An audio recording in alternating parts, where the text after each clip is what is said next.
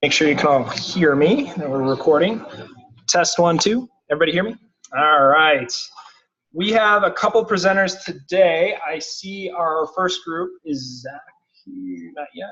All right. So first of all, we have presenters from Women in STEM. They're going to talk about an event that they're partnering with the Philanthropy Committee and the Diversity Committee, I think. Philanthropy Committee? All right, they're partnering with Philanthropy Committee. So I'm going to let them introduce themselves. We're very happy to have them, and they're going to talk about the event that they're putting on with the Philanthropy Committee. So come on, guys. Change this over.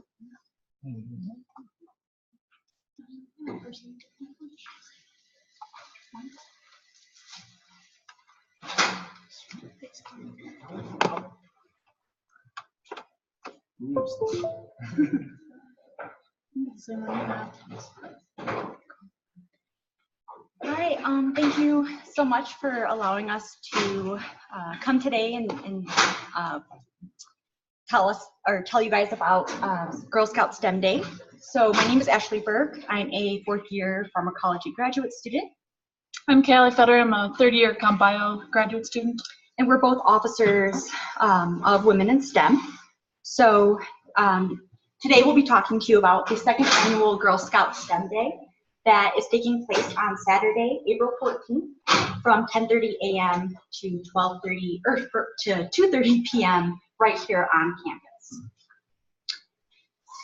So I'm sure you've seen this flyer around campus. It's been a little bit difficult to get these up in the ed buildings and keep them up, but they're all around the research buildings. Essentially, we're also asking for volunteers for the event. And these are just some pictures from last year, which was our first annual Girl Scout STEM Day. So just a friendly reminder of what Women in STEM is. So we're an interdisciplinary university-affiliated student organization. It was founded by two graduate students in 2015. One of them is myself, in response to the lack of support for women in STEM on this campus and in society as a whole. And our group is open to all genders. And it's comprised of over 300 individuals who are graduate students, first professional students, postdocs, PRAs, instructors, faculty members, and medical professionals from the graduate school, from the School of Medicine, from the School of Dental Medicine, the College of Nursing, the Skaggs School of Pharmacy and Pharmaceutical Sciences, as well as the Colorado School of Public Health. So here are just a few photos from our first annual Girl Scout STEM Day. So last year we had 55 Girl Scouts come to campus, and last year it was just a 2-hour event. But we made telegraphs and we learned about Morse code. So the Girl Scouts were actually sending Morse code messages across in separate rooms, actually, from each other. We also simulated the spread of disease, and not pictured here, but we also made science-themed snow globes for the little Girl Scouts. Because we are open to all Girl Scouts, we don't have an age restriction. We also have catered to the young ones as well. If you're kind of more interested about this event, I wrote up a little article in the spring 2017 Page Post. And I plan on doing it again, some more kind of advertisement, or I guess just philanthropy for the university. So this year we have tripled the number of Girl Scouts signed up. We have about 150 right now, and we have over 50 on our wait list. So it goes to show that this was a very successful event last year. A lot of these Girl Scouts are repeats. And we've extended the event from 2 hours to 4 hours. And today we're here because we're humbly asking for your help in supporting our second annual Girl Scout STEM Day. And your help would cover the cost of STEM activity materials, and any amount would help. So in this partnership with the Philanthropy Committee, your support would help with purchasing and providing the actual materials for doing the STEM activities.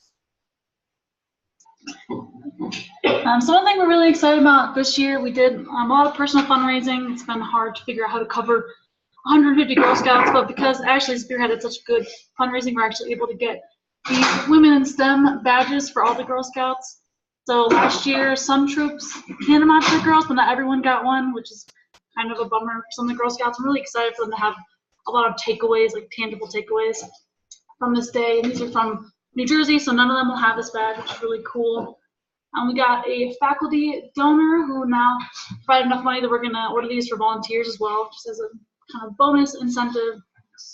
Maybe even some for like big donors. We've done a lot of personal fundraising, so pretty excited about these badges. This is an overview of the STEM activities, so you guys know what exactly we're still looking for support for. So each Girl Scout will get to do 2 activities. That's why we extended the time, give them a nice variety. All of the Girl Scouts will do the strawberry DNA extraction, which is a really fun, cool activity. They actually get to take the strawberries, extract DNA, they'll look at it under a microscope.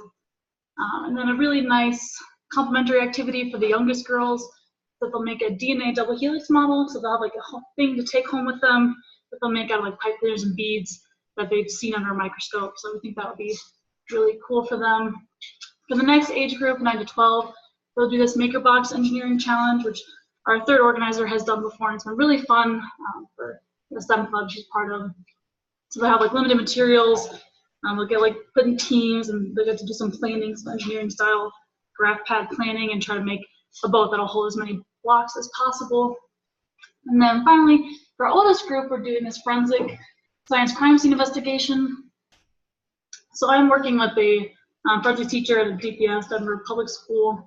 She's providing us help with guidance for an exciting but not traumatizing activity for this. We think forensic science is really cool. We're both career coaches, and the girls that we've worked with love forensic science, and it's really just the same science process, but it's like the flashy version. And we get to sneak some math in with like shoe print and finger analysis, and look at hair under a microscope. So it gets a lot of the science and math in, but it's pretty exciting for them. So just to give sort of budget overview, and then we'll jump more into the budget. So the badges all came from personal fundraising. Pizza Launch will come from Women in STEM funding. And then what we're still looking for, so we're doing personal fundraising, and hopefully any other support we get will go towards these activity materials. So just so you understand where these magical numbers come from, strawberry DNA extraction, which again, all of the girls will get to do this. It's 150 girls. I think it'll cost about $347 to get all the materials, and especially getting the microscope rentals. DNA double helix budget for the youngest girls, about 50 Girl Scouts. I think will be a little less than $100.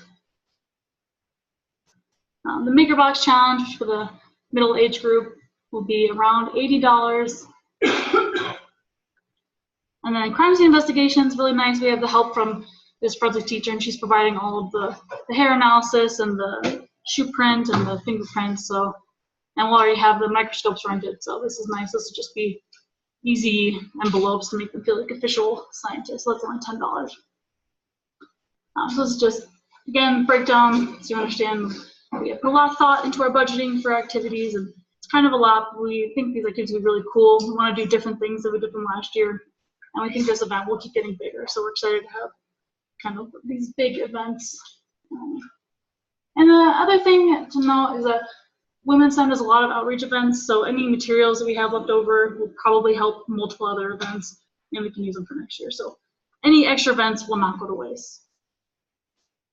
So that, we just want to say thank you guys so much for listening. This is our contact info. That's Ashley, and I'm Callie.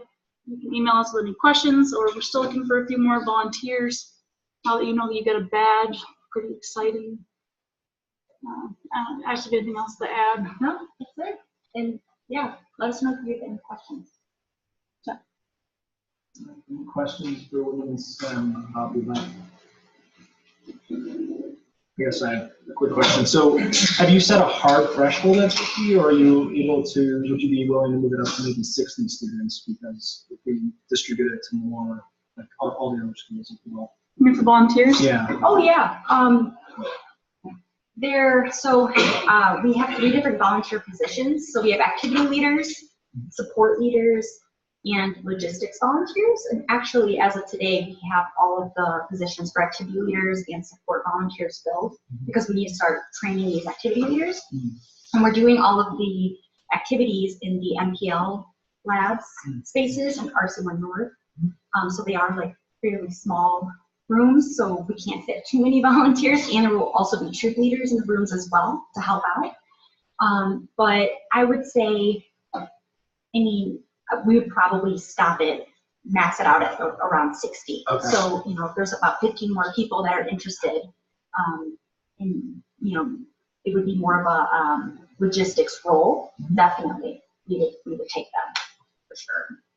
Yes? This is less of a question and more of a comment, but I commend you guys because I think this is probably, since I've been in students, the best budget breakdown with background that we've ever seen for someone coming to ask for money. So we really appreciate that. I think you guys did a great job. Thank you. That's very generous. We could maybe cut some costs down as well, but just wanted to put it all out there. Yes? Another logistic question for volunteers. If people wanted to come for a portion of the event, is that okay? Smaller time club?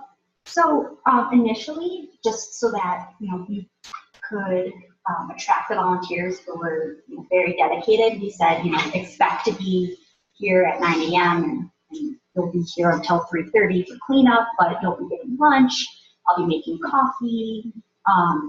So because so many people have signed up, we do have actually 3 positions to be a support volunteer for the DNA Helix model, just because that activity is with the younger Girl Scouts. We think that, you know, having a few more, or having, you know, one more support volunteer in each of those rooms won't be a bad thing in a sense. They'll probably be working one-on-one with a Girl Scout. So yes, to just answer your question, yes, we have some, but we're really trying to look for the people who stay the whole time, just because it can get kind of confusing. Yeah. Do you have things to explain just in the annual one, either size or Definitely. So we were able to reserve all 12 of the NPL lab spaces, and we really like having the event there because it's lab setting, there's microscopes there. The microscopes that we are going to reserve have a camera and they're connected to HDTV, so that'll really facilitate the learning. So as of right now, 150 Girl Scouts will bring us to using 9 of the rooms. So we do have a little bit of space for next year to expand. Because it was already triple the amount of last year, we didn't want to bite off more than we could chew, especially as just 3 individuals kind of doing this whole event. But yeah, I mean, I think as this event gets bigger, we have more donors, we have more people that, you know, actually want to organize the event.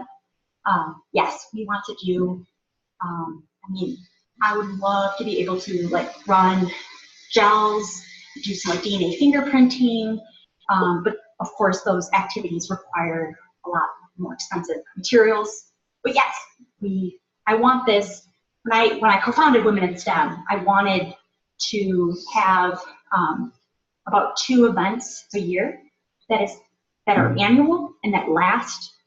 So even if they're, you know, even if we don't do that many events, if they're really good events and they, you know, make a lasting impact, that's what I want, and that's what. Yes. What are the takeaways and the physical takeaways from this year again? The patches and the DNA Helix. Yes. Just the forensics will probably, I mean, they'll be able to take home the like handouts for like notes, which may or may not be fun for them, but at least in the moment, I think that's kind of fun to have like evidence. Envelope maker box, those will be wet, so no. Yeah. Why not the maker box? You know, the strawberry DNA is really cool. I've taught it before at Metro State, and they were high school students, and you weren't as, you know, no one wanted to take it home. But I totally understand. It's just like kind of a glob of DNA. So. The other kids might like that. but they get the patch, which is really cool. Yes. If people want to volunteer, where do they email you guys?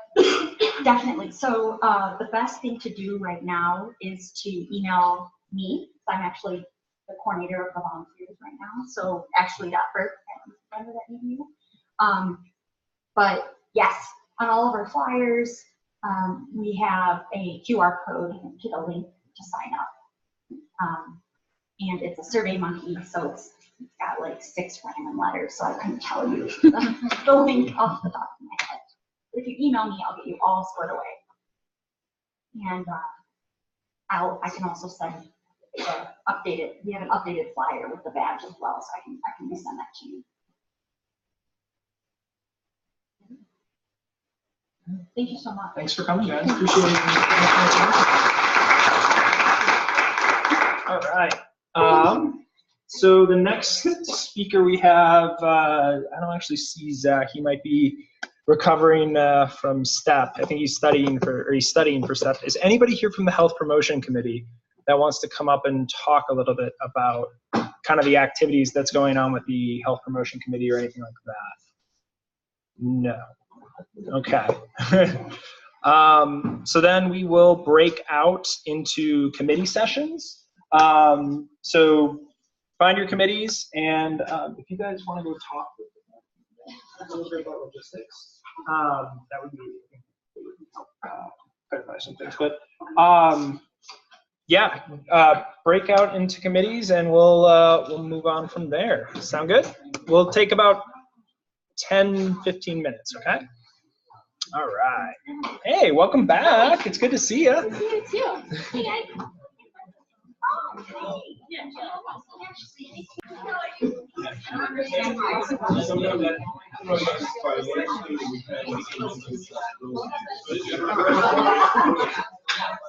Don't worry, you'll get the letters. Why would you? I'll send the outside on you.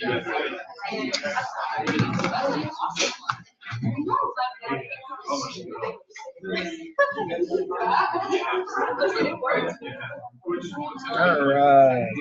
Perfect.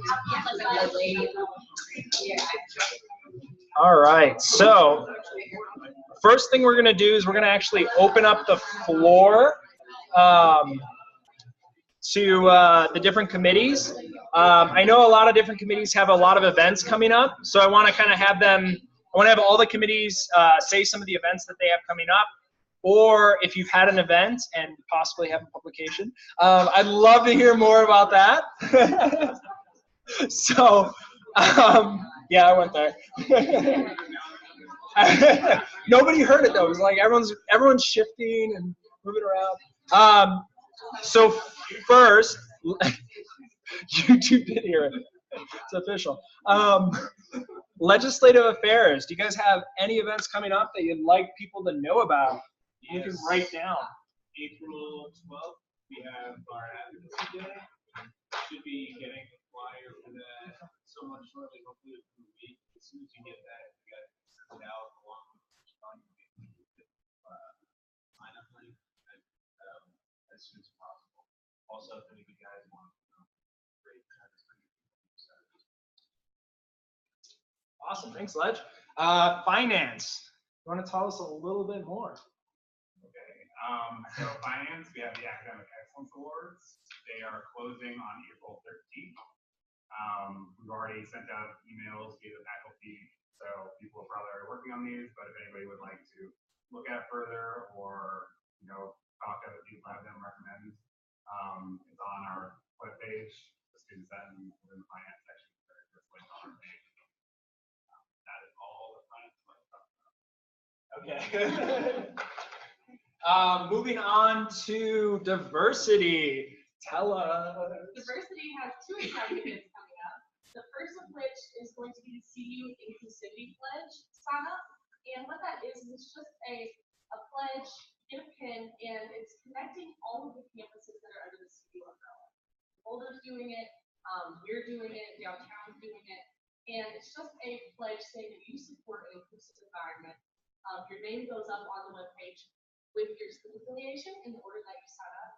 Right now, I think we're struggling with stuff. That's because the coordinator did not imagine the amount of signups that we had coming in. So we're stuck at 27. There's way more than that. Yeah, there's way more than that. So hopefully that will get fixed soon.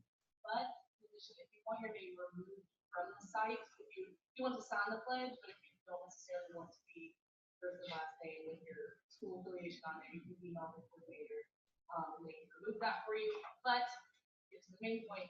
Wednesday, Tuesday, which is tomorrow, Wednesday, and Thursday, I will be setting up a table. Thursday, we will be setting up a table down by Intermission Cafe. Definitely Tuesday and Wednesday from 11 to 2 to cover that lunchtime rush. And we're going to be offering pins, like buttons that you can attach, that indicate that you signed this pledge. We'll have probably a few computers, but also flyers, so you can do it on your phone.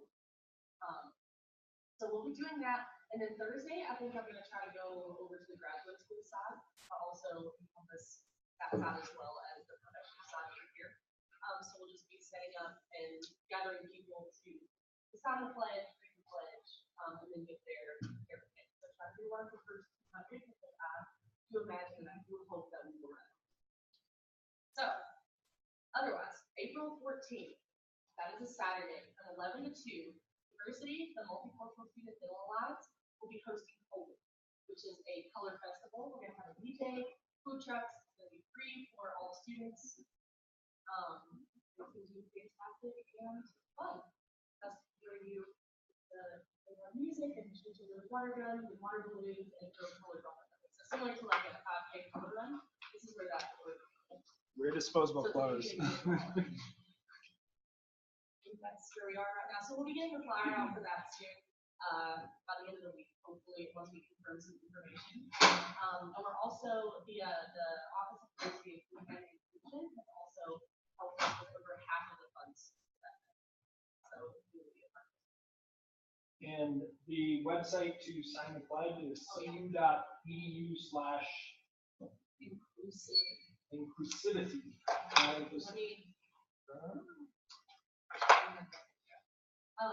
But if you've already signed it online, because I know that this email did go out, if you've already signed it online, please come to me and let me know. That way I can get you your pin. Either come to the table and say, hey, how did it?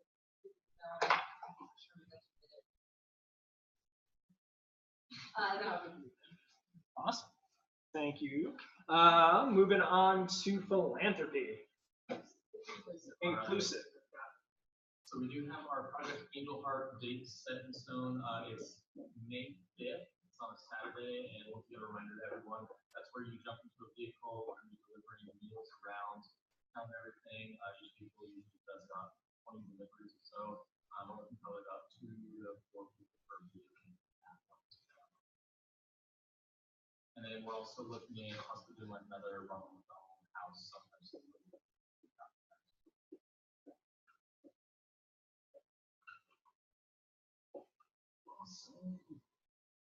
All right. Any other events? Good. Okay. Moving on to student life. So we have a big bar tomorrow downstairs in Milwaukee, and it's from 7:30 until 9:30. We also are collaborating with the stress test system, which is April 16th through the 20th, and we're doing a bagel bar on the 17th. So everyone who wants us out with bagels on the 19th, about half an hour. That's setting up in the faculty from 7:30 to 9:30.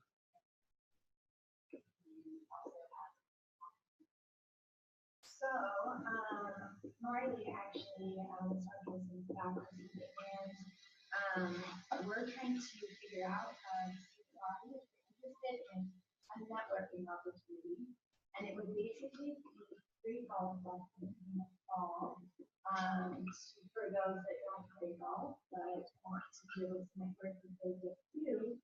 And we're just going to create a little tiny URL, and by next Senate meeting we'll have that. And during our group session, we're going to go around and write it on whiteboard. So if you guys can pages, you just really want to get a feel for how many people would be interested, so that actually set this up in the fall.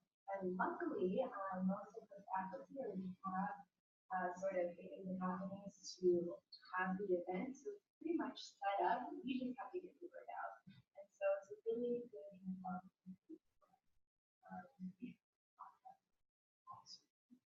Well, great job, all the committees. Communication, anything?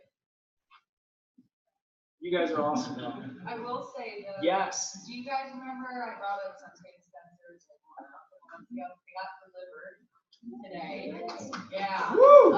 That's awesome. So keep your eyes out. I think we'll probably place them in the next week or so. Yeah, we're gonna put students in those on. Yes. Hey, tell us like what those look like. Are they like Yeah, building. Sure. They're gonna be outdoors and they're movable, but most of the time when you come outside, it's a bright yellow plastic dispenser on the silver pole. And what's so awesome is that you can move them. So when you have commencement out there, we'll move all through there. When you have problem Wednesday, we'll move all towards there. If there's food trucks, we can move there. Yeah, keep your eyes out. Trying to find the poll. Those are it. Oh, that's so cool. Are they automatic? Yeah. they're Yes. automatic. Battery powered. No, battery powered. how often, like, if there's a facility All right. Thank you to all the committees and great work. We are going to move on to approval of the minutes. Do I hear a motion to approve the minutes? All those in favor? Opposed? Abstentions? Okay, the motion passes. We'll move on to the treasurer's report. So Michael and Jason. So as of right now, the funding for Senate has not technically come through for this year. So we are still above on budget, but we are waiting for a large amount of funding to come through. And I will keep you apprised of that. There's Patrick, who is with the faculty upstairs, to figure out why it's taking so long. I'll let everybody know that's going on, but should be getting that in. what, yeah. I do not know what happened. I was told that finance, for whatever reason, it's like slow. Oh no, what happens if we go over budget? Oh, right now we're fine and we're still within limits, so I don't think that as for what would happen if that did happen, we would probably just try to.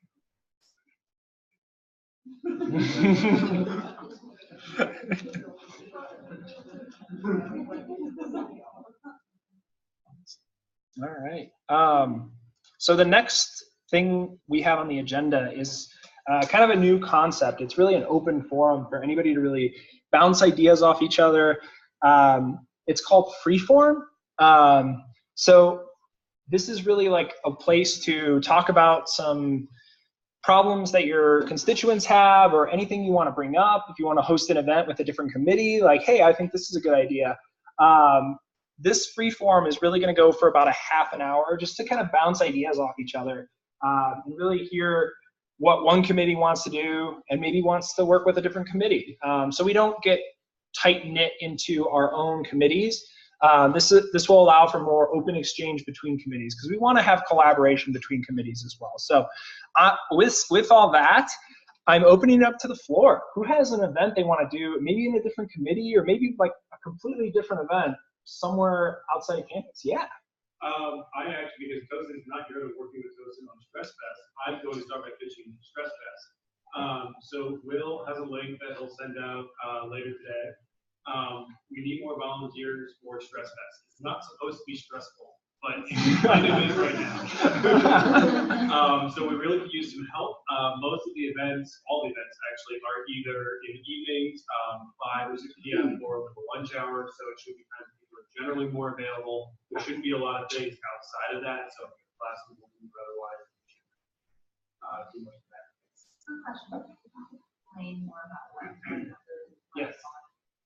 Yes, so the idea, so you'd be volunteering for an event. The events are largely, we have different people coming in for each event. So they'll largely be running themselves and you're just kind of herding cats would be the technical term. And so you're just making sure that people have what they need, they're in the right place, there's catering for each thing to just make sure that that actually delivers in the right place, that everyone knows the speakers or whoever the event knows where things are. If they're using it as, the speakers set up, everything should be there. We've already made all the reservations and everything, so it really is just pulling everything into the right place. So it's April 16th through the 20th. The first event on the 16th is in the evening. It's a resource fair. So that's everything on campus or surrounding campus for mental health or wellness and de-stressing. That's available that people probably never hardly know about. And then on the 17th, there's the bagel bar, there's an event in the evening. On the 18th, there's lunchtime yoga on the bridge in the education buildings. So that'll run about an hour and a half. And we have a couple events that we're still nailing down details. We'll kind of go with that same thing. We're hoping we can make this a continuing thing, have Wellness Wednesdays, once a month or something for that too. So we're hoping that week really kickstarts a bunch of stuff, and then we can kind of ride that way. Will's going to set up the. Yes, and I think Tosin's had a little flyer.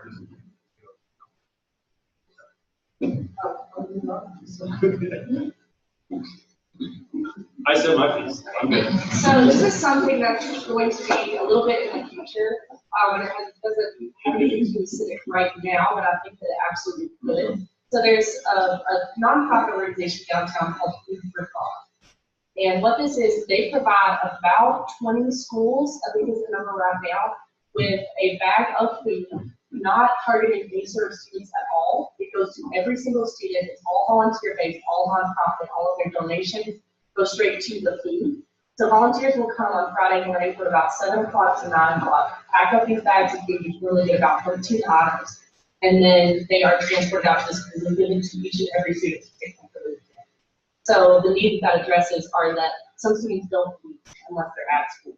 So on the weekends, that presents a problem. I'm going to begin working with Food for Thought over the next couple months as a volunteer, and I'm hoping to open that up to Aurora Public Schools. So I want to grow that event out into Aurora.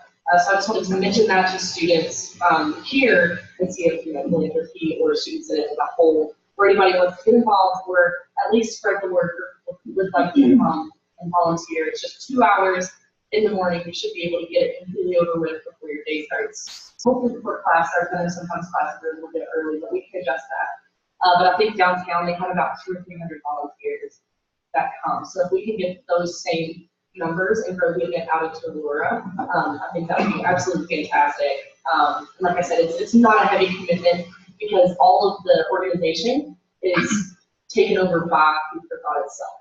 If you volunteer, you just come, help pack bags, done in 2 hours, you're out. So I was hoping to open that up here, not only for a location, but also for volunteers. So, that enough.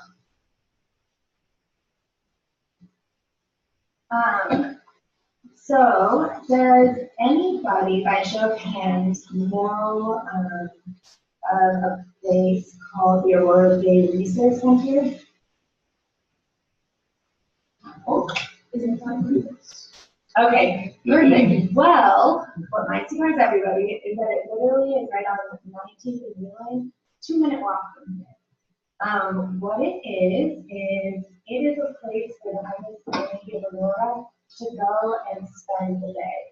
And they have different activities. They have a dorm clinic inside of it. They have a computer lab. They have a social worker come in and help them figure out living situations, job situations. They have these awesome lounge chairs that allow those that work during the night to sleep during the day, or those that aren't able to get bed at night to actually spend the day there. And 2 weeks ago, I volunteered there because quick pass and needed volunteering hours and it cost them. And there is this lady called Danny, and she is the volunteer coordinator of the place.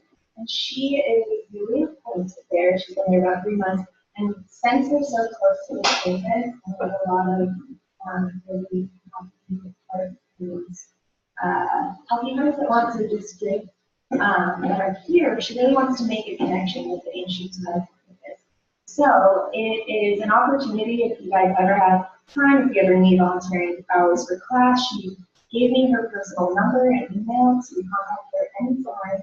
It doesn't have to be a set scheduled thing through the center, but if you know of anybody in your classes that is looking for something to do, I think it's incredible. And it really gave me a perspective on this group of people and how they find community within themselves. And also it's an umbrella of the Mile High Behavioral Healthcare Systems.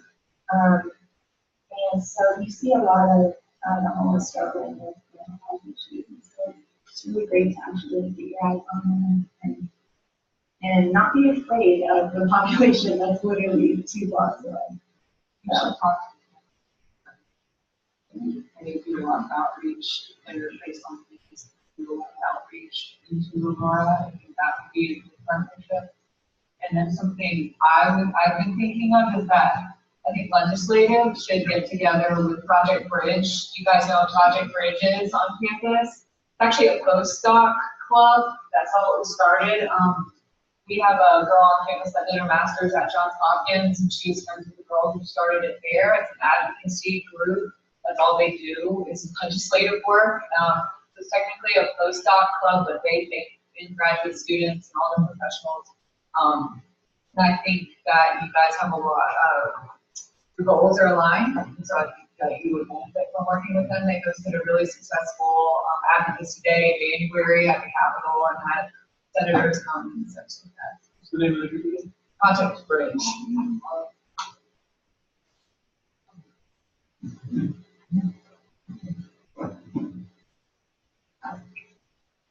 I'd actually like to know how well everyone thinks sending flyers out via email and working in classes.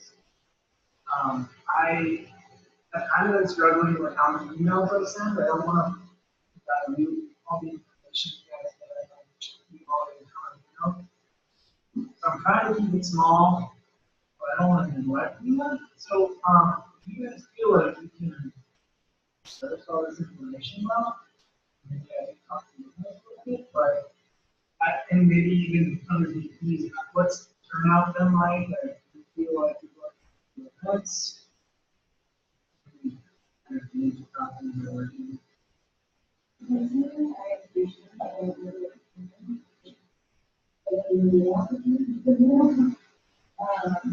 and I think people also understand mental health and that information out was pretty good to go forward and because it's all on it.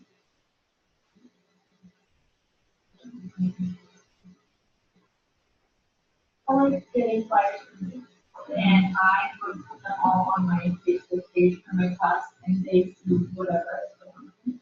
You don't see anything otherwise.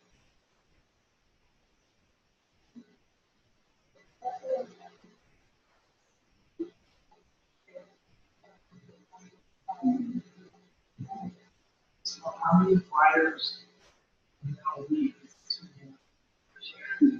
I mean, our Facebook page is like 1 a week or 2 a week. I know that's not fair, but it's just trying to keep the spans when they're on. You can clear and compare enough so that you have to get money prepared for like the next week.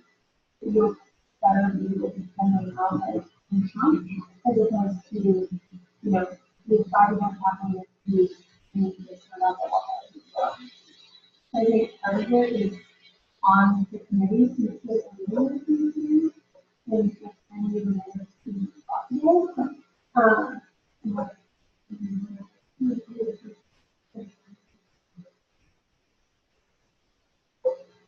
Should we get a Snapchat? I feel like people are no longer going on Facebook. I don't know. Snapchat's Facebook? So Instagram. We have a Senate Instagram, but I don't think we've used it in 2 years. Let's use it. Find the password. You watch the channel. So if we get an Instagram, you guys like it? All right. 10 more minutes. Freeform. Ah.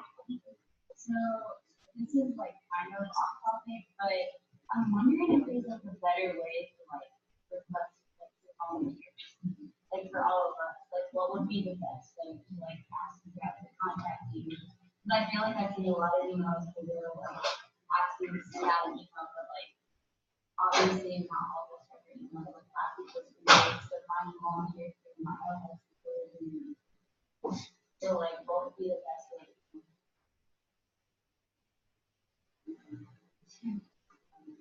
Like this success, like how the way you run it, like this is an ongoing problem. You just send it through. Yes, not an email, not this. Just required. Or is it possible that you can one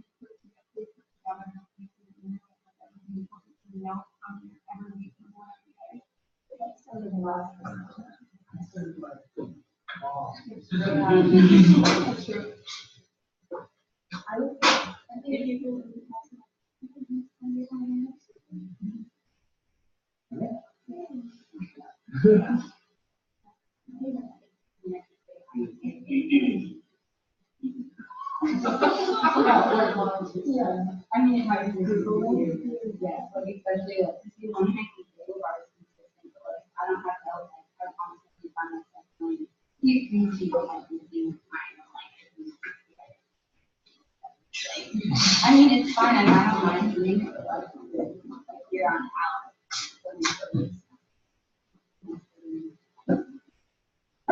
Also, we need to start advertising for, I don't know how other committees are doing, but Diversity's still looking for interest for VP for next year. So, I mean, I think talking about that regularly and having a more consistent set of conversations and what can be accomplished. You guys ever use GroupMe? Yes. Would that be a good Senate? No. Just random. It's too much. It's just we use it a lot for our classes, and I've used it for 2 years now in different groups, and it's just a chat page. So I don't think it'll be effective for something like this because information too easily gets pushed down to the bottom of the page if we're talking regularly with the amount of people that we have. I know that in our blank speak group, when we have community meetings and there's an event coming up, we all take the time to look at your calendar and make decisions now because we're never all together. So when we're throwing out these things, I feel like we should all be looking at our calendars, maybe raising our hand and filling the slots while we're all here and committing to it now.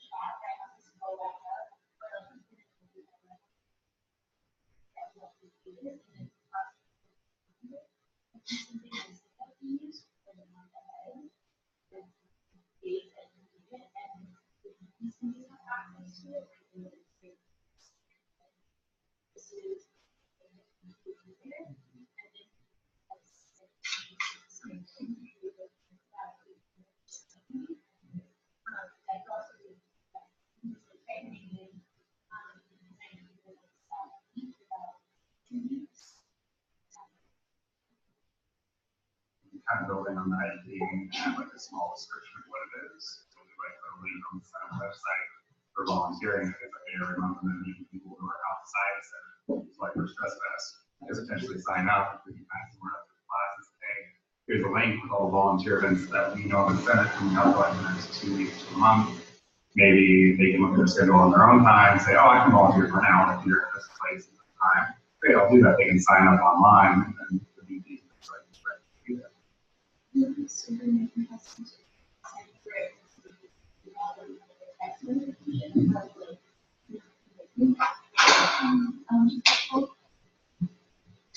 about utilizing Outlook calendar? All our part of Outlook, And then we can also do online this week and do other kind of events, and we can have About Apple Calendar. Big sarcasm. But those are all, we all have to be a part of Caliber. I think it would be one place we could all go to, like, oh, shoot, what thing, And you can push those invites out really easily and then you respond. So you don't automatically go to the calendar. But is it automatically coming if you have a? if you have a schedule on.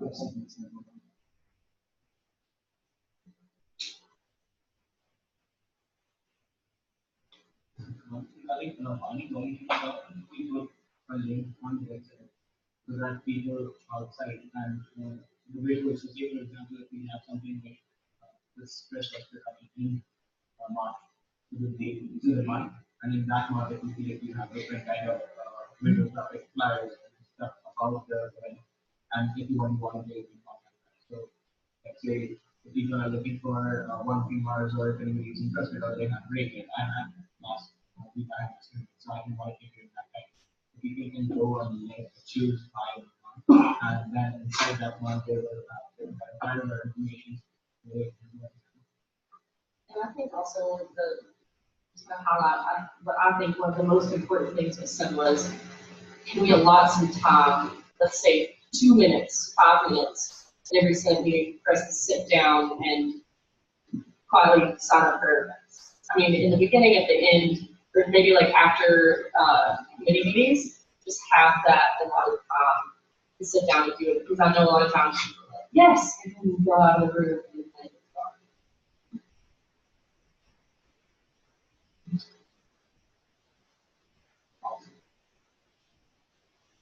Again, freeform. I don't know how feasible this is, but going off of everything that's been talked about, I was just thinking, like, I know, like, as part of our own committees, like, we want to volunteer with them, and all the senators have their own, like, oh, you have to volunteer with 2 events, or you have to help plan one, blah, blah, the requirements. We don't tend to go and help out with other committees unless we really want to, or we have time, and that becomes an issue, and that's why we don't. People like Jess don't find people on other committees helping out because they already are helping with their own events and stuff. So I know like a lot of people talked about like reaching out to the students and stuff. So maybe in the future coming up with like a tool where students can see and sign up for it, all of that, but then having maybe a point system and those students actually being recognized as student senate at our work ceremony or something. They helped out with students and at events to volunteer, because there are a lot of students who just they don't want to go outside of campus, they just want to volunteer something on their CV, resume, whatever. So just think about it, just let your classmates know too, hey, I need help with this, do you want to volunteer? Instead of just putting it on senators, because all of us have our own work to do, so like, we don't want to do everything every time. But, and then just let them know that, maybe I can get something for you from Senate, or like just getting a recognition from Senate on their CV that, yeah, this student helped out would probably be a good incentive for them to volunteer. We still want to show. Yeah, like Spirit Thursdays or something, like giving out them, giving stuff out.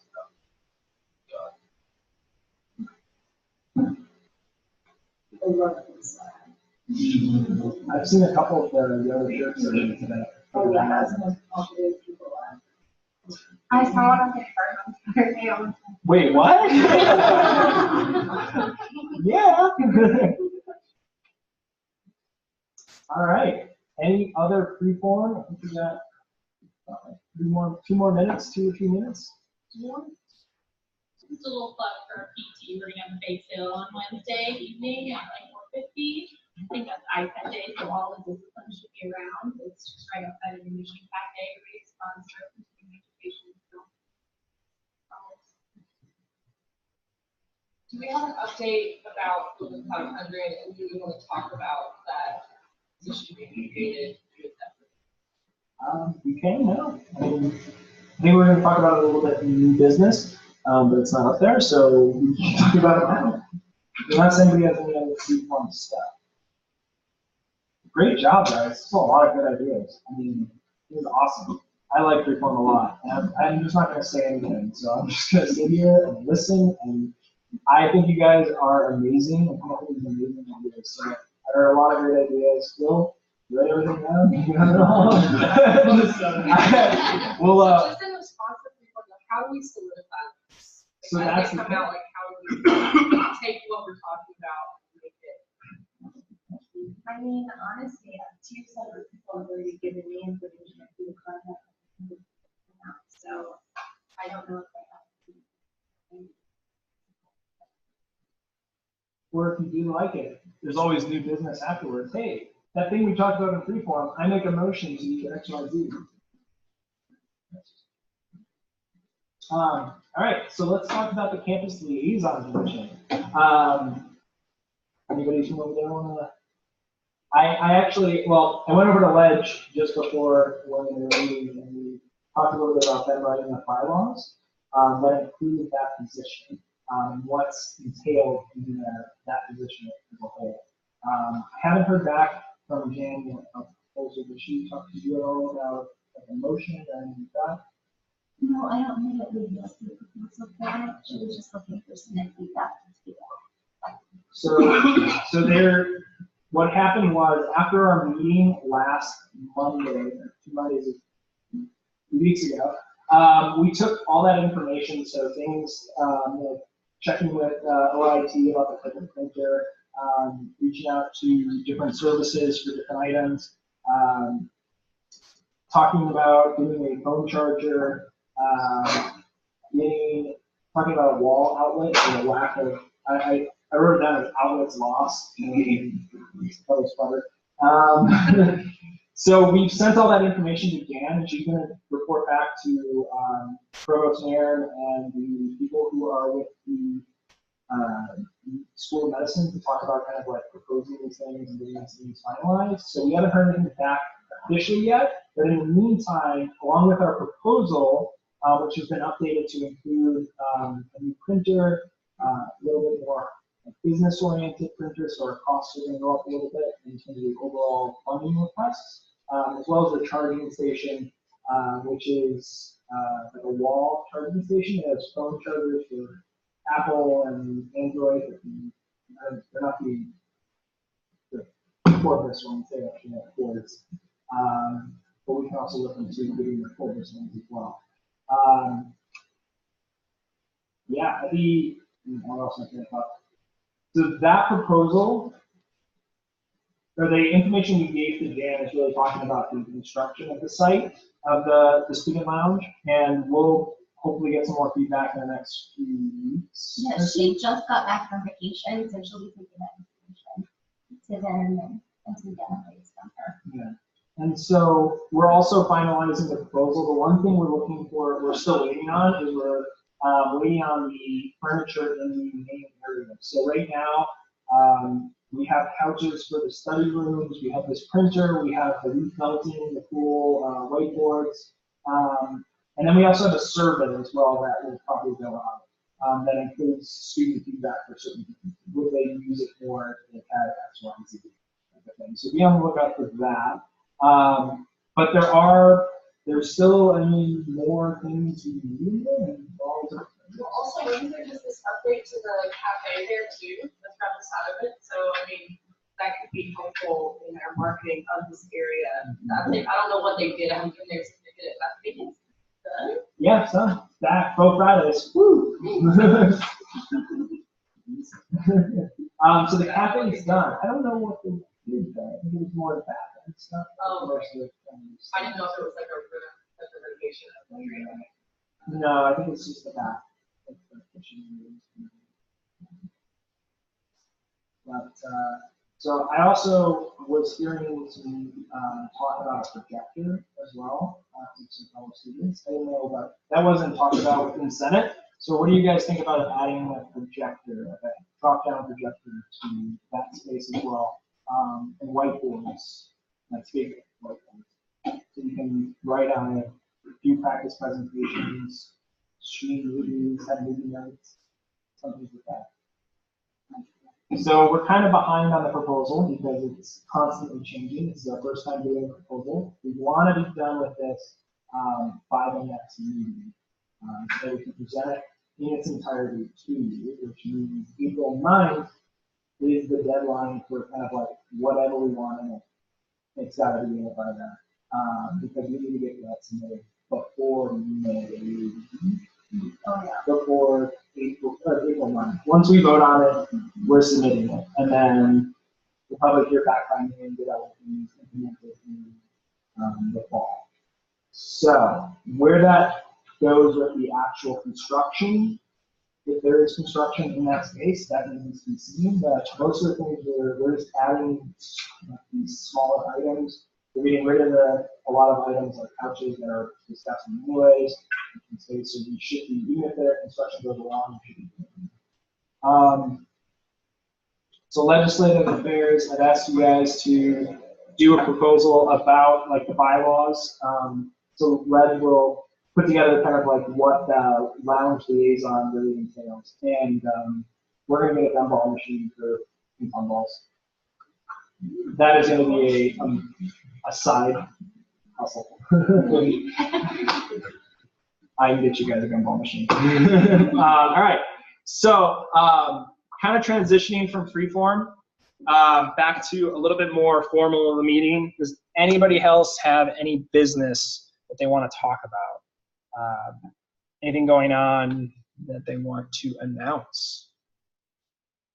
Anything about the proposal? I'm going to send you the drive link if you want to send it out to everybody again.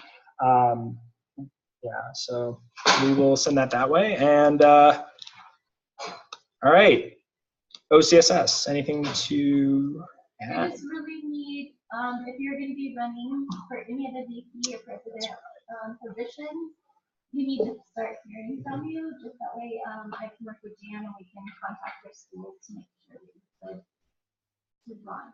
That's right. So April 2nd is the deadline to register.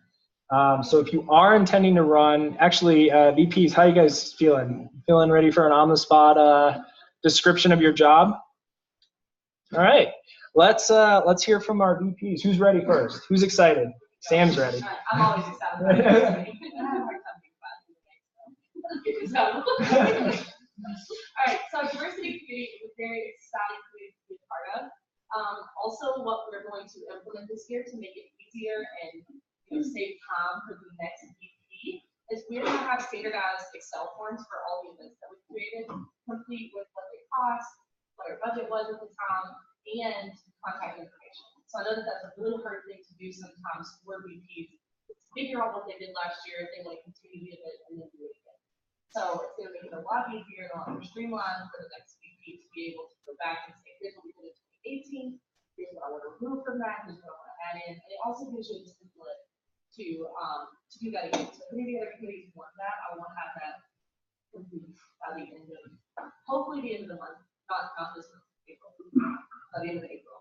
So that way that you have a template to send out for your events, put all that contact information in, who was responsible, whether this was completed and what day we did that. So that kind of helps with the volunteers as well, giving them access to that drop sheet. But we do exciting planning, we do exciting holidays, and it's a great community to be a part of.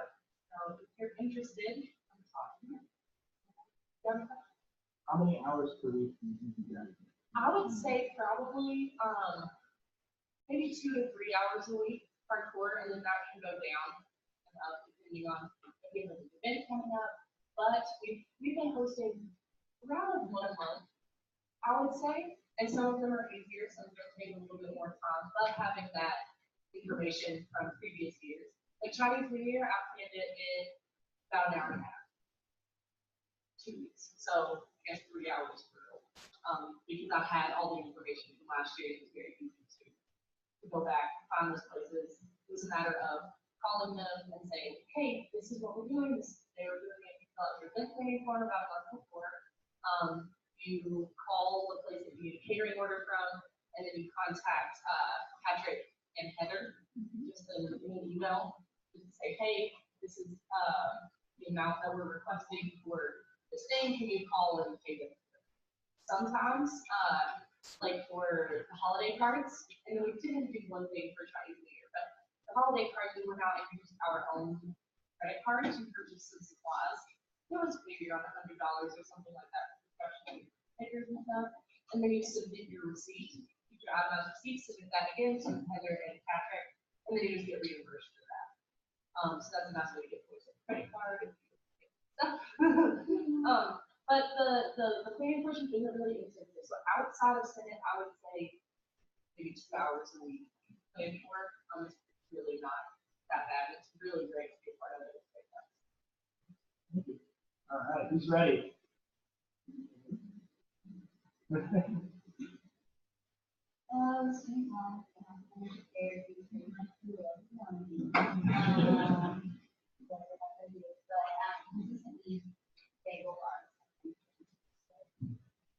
done it exactly 4 weeks from the day.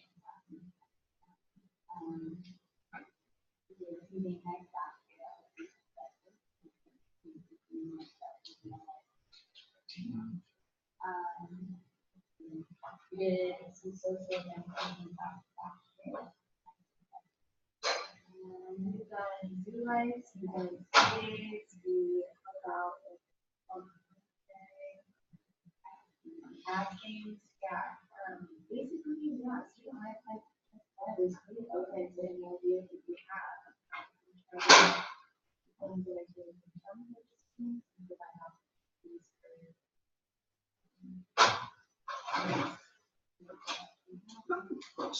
How many hours a week do you guys spend on? It depends. Yeah, it depends on the big one. And but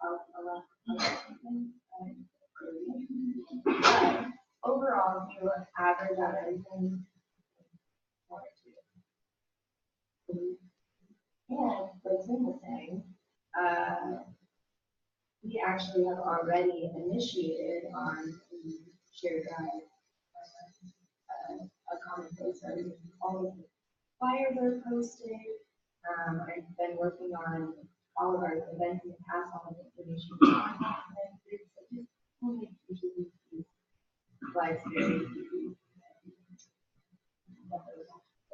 Unless you want to do it.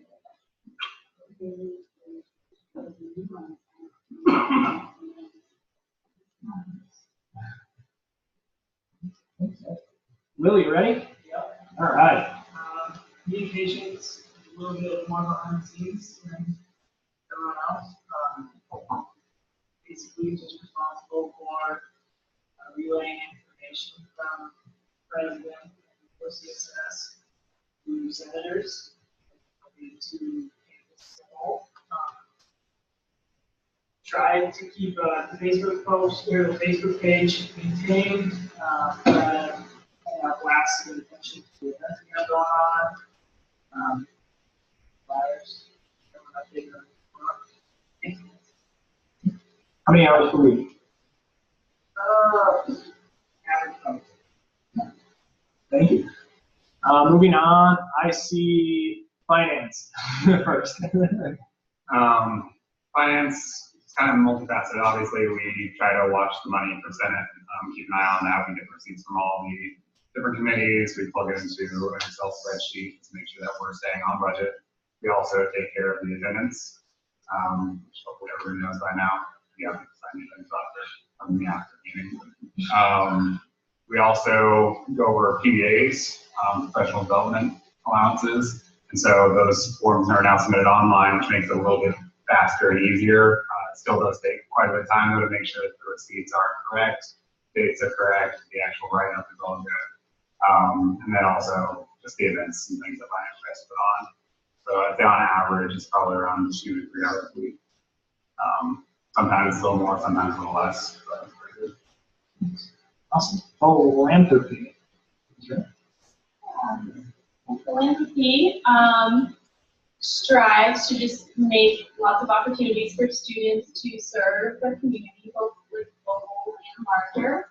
It's been very rewarding. It's been very easy. And so many organizations are here and just wanting of our help. And so I think if you're passionate about helping, it's a great field for you. I've taken I've taken it to mean like connecting with the community. And so I reached out to a lot of local places and just tried to make connections. So Senate and you is a bigger role in our community. You can really make this position anything that you want. Similarly, we have lots of stuff on the Google Drive to make it easier for you to continue events that we've started. And yeah. Brandon? I was going to say that our community members have been awesome this year. Really love our community members that brought new ideas to us and everything. So it's been a pretty rewarding aspect in that way of monitoring some of those things and then helping improve and force those kinds of projects. How many hours per week? Minimal. Minimal. 1. All right. But you can make it more than that if you want to. Good answer. Ledge.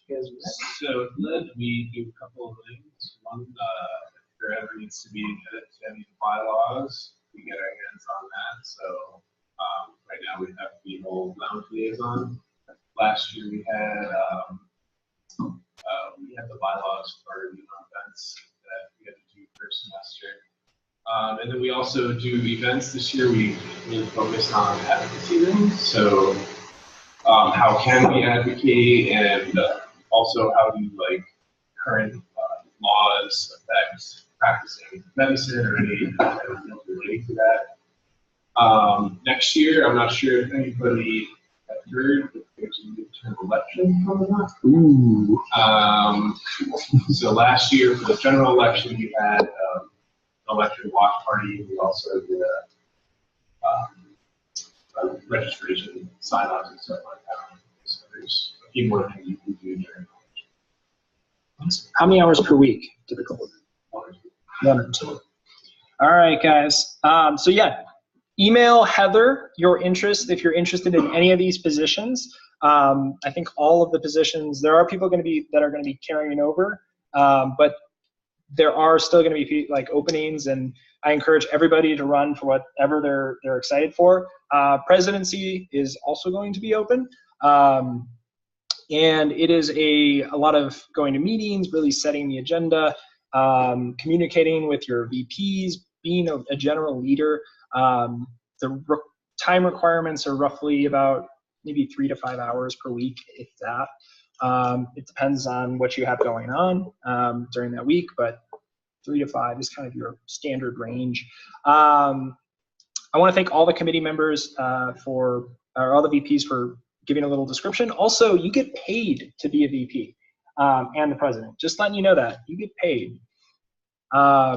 And that is something you should be aware of. So get your information to Heather. It's going to be awesome. Really contact me, email me, or as the VPs, if you know people that are interested, you can send them my way or let me know. Once people are elected, we will do a formal handoff this year. So we have time to train them, provide them all the information. We'll schedule time for that. So, yeah. What happens if these positions are not? Let's not think about that. But if they're not, we will we'll have an open voting nomination process where somebody, in the past we've had people nominate somebody else. If that person accepts, we usually go from there. That was, I think, that was my first year, somebody got nominated for something. So that was last year, somebody got nominated. So we can. Hopefully people are passionate and want to work. Yeah. All right, guys. That's all. Does anybody? I think that's all we have. So do I hear a motion to adjourn? All those in favor? Opposed? Abstentions. All right. Meeting is adjourned. Thanks, guys. VPs, hold on a second.